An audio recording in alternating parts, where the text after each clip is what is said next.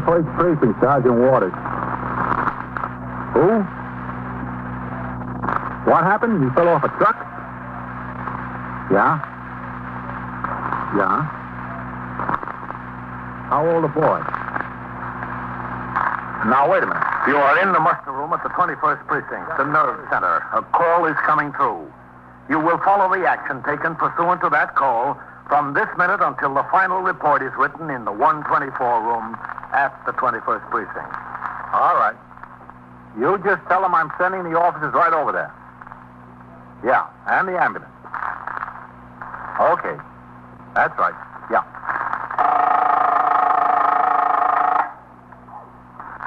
'21st Precinct. It's just lines on a map of the city of New York. Most of the 173,000 people wedged into the 9/10 of a square mile between Fifth Avenue and the East River wouldn't know if you asked them that they lived or worked in the 21st. Whether they know it or not, the security of their homes, their persons, and their property is the job of the men of the 21st Precinct. The 21st, 160 patrolmen, 11 sergeants, and 4 lieutenants, of whom I'm the boss. My name is Kennelly, Frank Kennelly. I'm captain in command of the 21st. I was working my day tour, 8 a.m. to 6 p.m. It was a bright, warm Sunday morning, and after I turned out the platoon at 8, sector car number 4 came by the house for me, and I went on patrol of the precinct.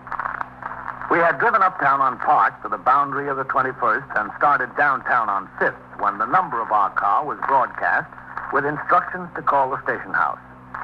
Patrolman Farrell stopped the car at the nearest call box, and I rang in. The desk officer, Lieutenant Gorman, told me that Patrolman Patrick E. Cahill had been injured while chasing boys out of a condemned tenement building on First Avenue. He had been taken to Bellevue Hospital in an ambulance. Because of the possibility of sick leave with pay or disability retirement in such cases, a commanding officer is obliged to make a detailed investigation to determine if the injury was in the line of duty. So I returned to the car and instructed Patrolman Farrell to drive to Bellevue.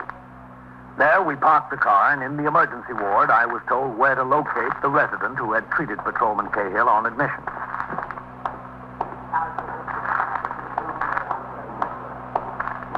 Oh, Doctor? Yes? Are you Dr. Escher? Yes, I am.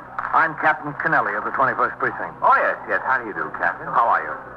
Patrolman Cahill is one of my men. I understand you treated him when he came in. Yes, I did.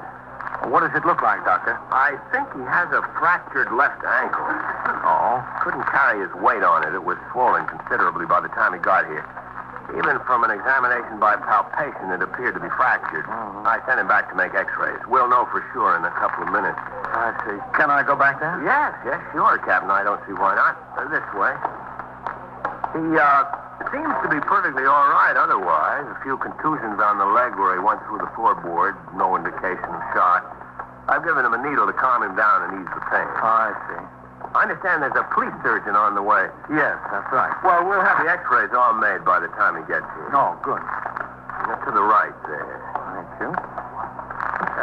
Kids in a tenement. They ought to keep those abandoned buildings boarded up. Well, they're supposed to. Second door down, Captain. In here. All Go right, ahead. now take a deep breath and hold it. Don't breathe. Okay, Commissioner, you can breathe now. Go right over, Captain. It's all right. Nurse, this is Captain Kennelly. It's all right. He won't get in my way. Hello, Gail. Captain, how do you feel? Well, it still hurts some. I'd be worried if it didn't. Yeah? Well, I'll see you, Captain. Yeah. Thanks a lot, Doctor. That's all right. Don't mention it. Well, what happened, Cahill? Well, sir, I was on post there. The news dealer on the corner told me some kids were in this condemned tenement. Said they were throwing things out the second and third story windows and just missed a couple All of right, pedestrians. now let's stop the chatter. Take a deep breath and hold it. Don't breathe. All right, you can breathe now. So I went inside, Captain. I guess they heard me coming. 2 little kids, 8 or 9. They were on the second floor and ran up to the third. I started up after them. There was a weak board on the landing there, and I went right through. Now we'll take a different pose. Which is your good side? Oh, any side. Well, can you roll over this way a little bit? Yeah, I'll try. Easy now. Oh, All right, you don't have to do it all at once. oh, brother. That's it, right there. We'll see how it looks from this angle. This will be the left one. There I was. My foot was through the floor. Yeah. I pulled it out and crawled to a window. The boards were out, so I could lean out, and I yelled down the street. The third dealer heard me. He rang in. The door wasn't battened, no? Well, if it was, Captain, it sure wasn't battened very well. Those 8-year-olds got in. What happened to them? All right, now take a deep breath and hold it. Don't breathe. All right, you can breathe now. Beats me what happened to them, Captain. They must have ran up to the roof and crossed over. I never saw them anymore. Now, if you want to buy any prints, just let me know. No, thanks. Well, I don't think there are any you'll want to show your grandchildren. Excuse me, Captain. Now, do you think you can roll off the table back under the pushmobile? Well, I rolled off of there, didn't I? I can try. All right, now let's see how big and brave and strong you are. Come on. That's it. Come on. Oh. Yes.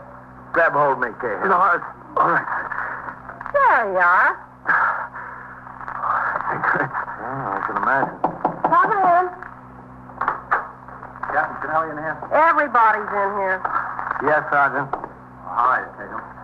I'm all right, I guess, Sergeant. What is it, Sergeant? There's an accident case out there you might be interested in, Captain. From the 21st? Yes, sir. Boy about 13 or 14 years old. Oh. I'll be back to see you, Cahill. Yes, sir. All right, Commissioner, now let's go for a little ride. You want to leave this door open? Well, we can't go through it closed, can we? It's to the left, Captain. Doesn't look like the kid's going to make it. Oh, what happened?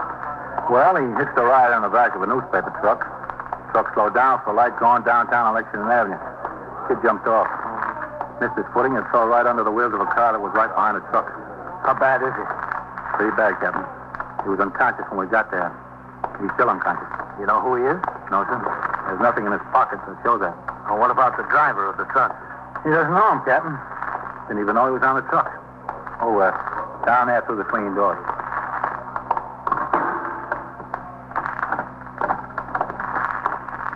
That's him. No, another piece. That's good. Okay. Is he still unconscious, Sergeant? Yes, Sergeant, he is. I'd make him out to be about 13, wouldn't you, Captain? Yeah, Bob. No name anyplace, Sergeant? No, sir. Nothing. All right, you better wheel him on back to X-ray. Yes, sir. Well, what does it look like, Doctor? Doesn't look very good. He has no less than a brain concussion. Possibly a fractured skull. I'd say probably a fractured skull. And there appear to be internal injuries. Oh, that's too bad. How are you going to keep these kids off the trucks? I don't know. Captain, you better find out who he is and get his parents down here. Get them down here in a hurry. With Sergeant Waters, I examined the clothing that was taken off the boy. The most significant item was a red and yellow club jacket with the lettering Red Tigers on the back.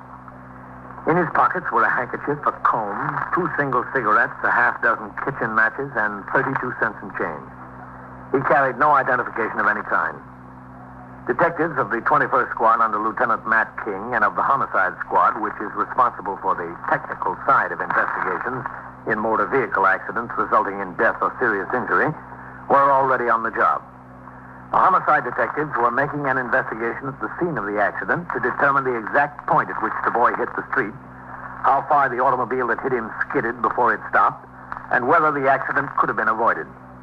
The car that struck the boy was being subjected to a brake test in the presence of the driver. Meanwhile, detectives of the 21st Squad were locating witnesses, obtaining statements, and most importantly, trying to identify the boy in order to notify his family. I resumed patrol, and it was 11:20 a.m., more than 2 hours after the accident, that I returned to the station house. As I walked in the door, I saw Lieutenant King standing and talking to Sergeant Waters, who was now on telephone switchboard duty. Hello, Captain. Matt? Sergeant? Busy Sunday, Captain. Yep. I'd like to talk to you, Captain. Oh, just be a minute, Matt. As soon as I sign the blotter. Yes, sir. I don't know. Kids riding on the back of trucks. What can they expect? Oh, excuse me. 21st Precinct, Sergeant Waters. Well, where have you been? You're ringing 5 minutes late. Yeah? Yeah? Well, I gotta admit that's a good one. Well, just ring it on time, will you? Okay. I don't know, Lieutenant. They seem to have better excuses these days. We're getting a bunch of smarter cops. Yeah. How's the boy, Sergeant? Did you hear? He's still alive, Captain. I just checked a few minutes ago. Any identification, man? No, sir. We're working on that. I'll be in my office, Sergeant. Yes, sir. Come on, man. Yes. I gave it to Dan Goldman, Captain. Got him out trying to identify the boy. Oh, good. I just spoke to him. Sergeant Waters. He hasn't gotten any place yet. Go ahead, man. Yes. Well, who told you that was the case? Sit down. Doctor told me the boy probably wouldn't live through the day. I know. I think it's important to get him identified and get his parents down there. Well, we're trying our best. Yeah, I know. Of course, we don't even have any idea what neighborhood he's from. That newspaper truck was coming all the way down from the Bronx. The driver said he didn't even know the boy was on there, much less where he hopped on. Well, we ought to be able to identify him pretty quick through that club jacket. The Red Tigers, yes. The precinct youth patrolman is off, but you ought to be able to reach him at home. He keeps a file on those clubs. Yes, I know. I had Goldman call his home. He isn't at home. Well, he might be in church. Should be home soon. I got a call into the Juvenile Aid Bureau, too. They're checking their records. They might have a club called the Red Tigers listed someplace. Yeah, never mind. How's the cop that was hurt, Captain? Gale? Oh, he'll be all right. Fractured ankle. I'll be short a man. 6 weeks. There'll be some way to keep those condemned buildings more secure. Yeah, I don't know what more I can do about it. I send the sergeant out every week to make an inspection of everyone in the precinct. I send the 49 downtown to Department of Housing and Buildings in connection with everyone that can be entered. And I see that summonses are issued for the owners. Just can't keep the kids out of them. They're attractive hazards. Well, they're going to tear them down eventually. Why don't they tear them down now? I don't know, Matt. There's always some good reason. Yeah. When did the JAB say they'd call back? As soon as they look through their cards. Now, if you don't hear from them soon, you'll call. Yes, sir. Excuse me, man. 21st Precinct, Captain Kennelly. Sergeant Waters on TS, Captain. Yes? I just heard from Bellevue. The boy died at 11:16. Oh. Yes, sir. All right. Well, you won't make it, man. Boy died. Too bad. Yeah, sure is. You are listening to 21st Precinct, a factual account of the way police work in the world's largest city. Within a few minutes after Lieutenant King went upstairs to his office in the 21st Detective Squad, he called me on the telephone to inform me that he had heard from the Juvenile Aid Bureau. They had no record of a boys' club called the Red Tigers. Patrolman Ezra D. Winkler, the precinct youth patrolman, arrived at the station house at 12:35. With Detective Goldman, he checked through his files. There, they located a record of the Red Tigers, which showed that the club was composed of some 10 boys, 13 to 15 years of age. They had met in a basement clubhouse on East 83rd Street in the 21st Precinct. The names and addresses of several of the members were on file. There was a big hitch, however. The Red Tigers had disbanded because of a squabble among members and had been inactive since 1949. The boy we were trying to identify appeared to be no more than 14 years old. All the former members of the Red Tigers were now between 18 and 20. It was decided, nevertheless, to check out each of the former members to see if he had any information about the dead boy. By 1 p.m., Detective Goldman and Patrolman Winkler had set about this task. And somewhat later, I was in my office, busy reading and signing reports. Out in the muster room, Lieutenant Gorman was on duty as desk officer, and Sergeant Waters was still on telephone switchboard duty. 21st Precinct, Sergeant Waters. Yeah? Where is it? Yeah? Yeah? Well, what's the bus stop Sanson doing in the hallway there? Who was it, a drunk? All right. I'll send an officer right over there. No, just leave it where it is. Let the officer attend to it. Yes, ma'am. All right. You're welcome. Say, listen, Sergeant. Yeah? Is this where I'm supposed to be? I'm Walter Curley, Kerly. What do you mean, is this where you're supposed to be? Well, a cop was around my house this evening. Yeah? A fellow named Winkler. Ezra Winkler, I think. Is he from here? That's right. Patrolman Winkler. Yeah, well, I wasn't home, and he talked to my sister. Told my sister he wanted some information from me. What kind of information, do you know? Sergeant, would you file these? Yes, sir, Captain. Are you one of the fellows who used to be a member of the Red Tigers, Waller? The Red Tigers? Yeah, that was my club. I used to be a Red Tiger. Well, what's that got to do with what he wants me about? I'm Captain Kennelly. Oh, excuse me, Captain.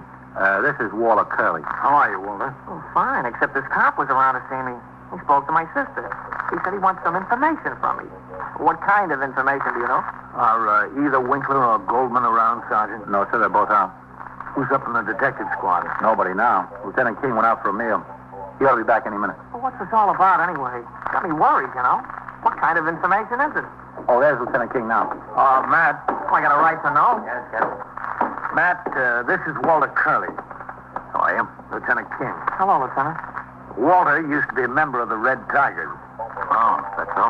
Well, listen, tell me what's so important about the Red Tigers. I haven't even thought of the Red Tigers in 4 or 5 years. Winkler was around to see him, and he wasn't home. He left a message with his sister. Want to come upstairs with me, Walter? Well, why? Just want to show you something. Listen, I don't know what this is all about, but I didn't do anything. Yes, we know you didn't, Walter. 17. Captain? Yes, Matt, I'll come up. Can you recall all the members of the Red Tigers, Walter? Well, there were about 10 of us. 10 kids. Where are they now, do you know? Oh, a lot of the guys have moved away from the neighborhood. Some of them I haven't seen for years. Upstairs, Walter. You know, I got out of school and I went to work. I don't see these guys anymore. Maybe 1 or 2 of them once in a while. It's a different world I live in now. Yeah. Well, what's the problem? I want to help you out if I can, but I'd like to know what it's all about. In here. Go ahead. Much obliged. Captain. I couldn't tell you much. Sit down there, Walter. Yeah. How did the Red Tigers come to break up? Oh, you know, it's just one of those things. First of all, we were getting a little bit too old for that kind of stuff. 15, 16, you know. 13 and 14 is all right, but 15 and 16, you get a little too old. A couple of guys had a big fight over a girl in the neighborhood. We split into 2 factions, like. The big brawl was election night. Boy, we really tore up that club room. They called the cops on us that night, you know. People upstairs, they called the cops. Yeah, we were in here, right in the station house. Boy, there was some fight. I carried around a mouse for 3 weeks. This eye. Well, after there wasn't much reason for sociability among us. So we just gradually drifted apart. Like I said, we were getting too old for that stuff anyway. Did the club ever have jackets made? Yeah, sure, we had jackets. We had red and yellow ones with the Red Tigers across the back there, you know. Boy, did we have to skimp and scrape to get those things. They were $20 a piece. You know how we did it? We had raffles. It was Thanksgiving, I remember. We raffled off 3 turkeys. We made enough for all the jackets. $200. That was all right for kids, huh? Yeah, we were a pretty smart bunch. Where's your jacket, Walter? My jacket? Yeah. Oh, let's see. I think it's home, hanging in the closet still. That'll be too small for me now. You know, I was 15, maybe 14, something like that. I've got a jacket in my office, Walter. Just like you to take a look at it and see if it's a Red Tigers jacket. From your club? Sure, I'll be glad to. I'll be right back. Yeah, take your time. Listen, what's this about? Is somebody in a jam? Somebody who was in a club? Oh, no. Nothing like that. Oh, that's good to hear. They were a nice bunch of guys. Matter of fact, one's a cop. Horace Brighter, do you know? No, I'm afraid I don't. Lives in Rego Park now. Nice guy. Very nice guy. Walter, take a look at this. Yeah. Is this a Red Tigers jacket? Yeah, it's a Red Tigers jacket. What'd you get? Hey, how did it get torn like that? That's a shame. Yeah. Well, whose is it? Which one of the guys? We don't know. That's what we're trying to find out. Oh, you want me to help you with that, huh? There was no name in it. Well, no, we didn't like to put names in it because the material was so light it would show through a little bit, you know. One guy tried it, and he was sorry. There's no way you can tell whose this is? Well, there were 10 of us. It must have belonged to one of the 10. That's logical, isn't it? Yeah. Oh, let me see that. I couldn't tell nothing by the size. They were mostly about the same size. You know, kids. Yeah. Hey, for crying out loud. What? Oh, I think that's mine. Is it? Well, yeah, I think so. You see that ink spot there on the inside? Yeah, I wore it to school one day, and I had a fountain pen in my pocket, and the cap came off, and the ink leaked out a little bit. I remember the spot. Oh, I was sick, just sick. I think that is mine. I don't remember any of the other guys having an ink spot there. Boy, I could have killed myself that day. I thought you said your jacket was home hanging in the closet. Well, yeah, that's where I thought it was, and I'm sure it was. Hey, wait a minute. Yeah? I think, if I'm not mistaken, 2 or 3 months ago, my mother said to me, she said, Walter, there's a boy upstairs could wear some of your old clothes. You got a lot of stuff hanging around in the closet there. I said, all right, give it away. But don't give any of my new suits away, my new shirts and stuff. She said, all right, so I guess maybe she gave it away. To the boy upstairs? Yeah. What's the boy's name? Carl Padstow. Yeah, he lives upstairs on the 4th floor there. Carl Padstow. How old is he? Oh, I don't know, about 13, something like that. 14, maybe. Oh, just a kid. You know him when you see him? Well, sure I know him when I see him. He lives right upstairs from me. He lived there for a couple of years. Why? Walter, a boy fell off the back of a newspaper truck this morning. This kid? This Carl? We don't know for sure. Maybe. Well, how is he? Bad? He died. Died in Bellevue about 11:15. Oh. He was wearing his jacket? Yeah. That's rough. Yeah, it's pretty rough. Kid's got no business jumping on backs of trucks like that. You know, I did a lot of things. I did a lot of things when I was a kid. I never did that. You could count on it. Boy, you're taking your life in your own hands there. Do his folks know? Well, we didn't know who he was until just now. We're not even positive about it yet. Oh. We tried to find out who he was before he died so we could get his parents down there to see him, but we couldn't. Would you be willing to go down to Bellevue and take a look at the boy and tell us if it's this Carl? Yeah, if you want me to. I think it'd be a good idea. That's too bad. That's rough. You know, it's a rotten shame what kids will do today. A radio call was put out for Detective Goldman. He returned to the station house and took Walter Curley downtown to the city mortuary at Bellevue Hospital, where the young man identified the body of the boy killed that morning as that of Carl Padstow, who lived upstairs from him on the 4th floor of a tenement building at 761 East 71st Street. After the identification was made, Detective Goldman and Walter Curley returned to the station house. Sergeant Waters was instructed to go to the boy's home and notify the parents. He took Walter Curley, and at 3:10 p.m., they walked up the stairs of the building towards the 3rd floor. I'm telling you, you don't realize it when you're a kid. There were certain things that are dangerous. Yeah. They never learn. They just never learn. That's where I live, too. You're sure your mother's home? Yeah, I think so. Padstows are upstairs there in the front. Yeah, I know. Ma? Come here, Sergeant. Yeah. Ma? Yeah, in here, Walter. Can you come in the living room a minute, Ma? What's the matter? Come on in the living room. She'll be right in. All right. Say, you want to make yourself at home? No, Come on. that's all right. You could have come in there, Walter. I was washing dishes. Oh, excuse me. What's the matter, Walter? Ma, this is Sergeant Waters here. How do you do, Mrs. Curley? What did you do, Walter? Are you in trouble? No, I'm not in any trouble, Ma. I didn't do nothing. Doesn't concern him, Mrs. Curley. Oh, that's good.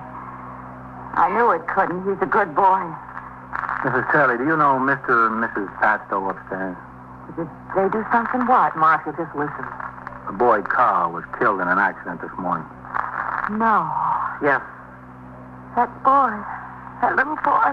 He's 14. My goodness. My goodness. I have to go upstairs and notify them. Don't they know yet? No, not yet. He wasn't identified until just a little while ago. I identified him. Are you acquainted with the mother? Yes, I know her. She home? Did you see her this morning? Well, no, I didn't see her. You know if Mr. Padstow is home? Well, I didn't see either of them, but it's Sunday. He must be. Mrs. Curley, we always find it best when we notify someone of something like this if a neighbor will come along. Would you be willing to do that? Well, if you want me. I think it would help. I told you she would, see? All right, I think we'd better do it as soon as possible. I'm ready. You stay here, Walter. Why? I think it'd be best. Go in the kitchen, get something to eat, Walter. Oh, I don't know why I have to miss everything. We'll go right up, all right? Yes. Oh, it's a shame. It's a real shame.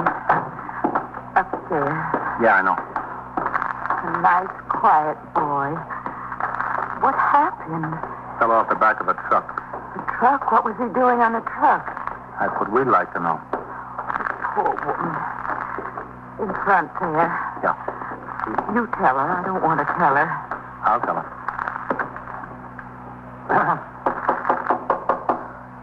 She's got nothing. Now she'll have less. No, is it? Mr. Padstow? Yeah. I'm a police officer, Mr. Padstow. what is it? Hello, Mr. Padstow. Oh, hello, Mrs. Curley. Can we come in? Well, yeah, sure. Thanks. What's the matter with trouble? I'm Sergeant Waters of the 21st Precinct. Yeah. Is your wife home? Yeah, she's in there. She's getting dressed. Oh, what's the matter? Why do you want to see her? I can talk to you. Yeah. It's about your boy, Carl. Carl. What about him? Is he in trouble? I'm afraid I've got some bad news for you, Mr. Padstow. What? The boy hitched a ride on the back of a truck this morning. So? He fell off the back and he was hit by a car. Where is he? He's down at Bellevue. Is he all right? No, sir. He died at 11:15.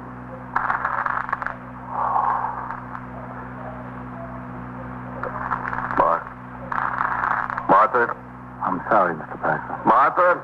Maybe I should get him. Martha? I'm getting dressed. What is it? All right. Excuse me. Yeah. Sure. I'll Yeah. Mr. Martha? What is it? The poor woman. And the poor man. He's got to tell her.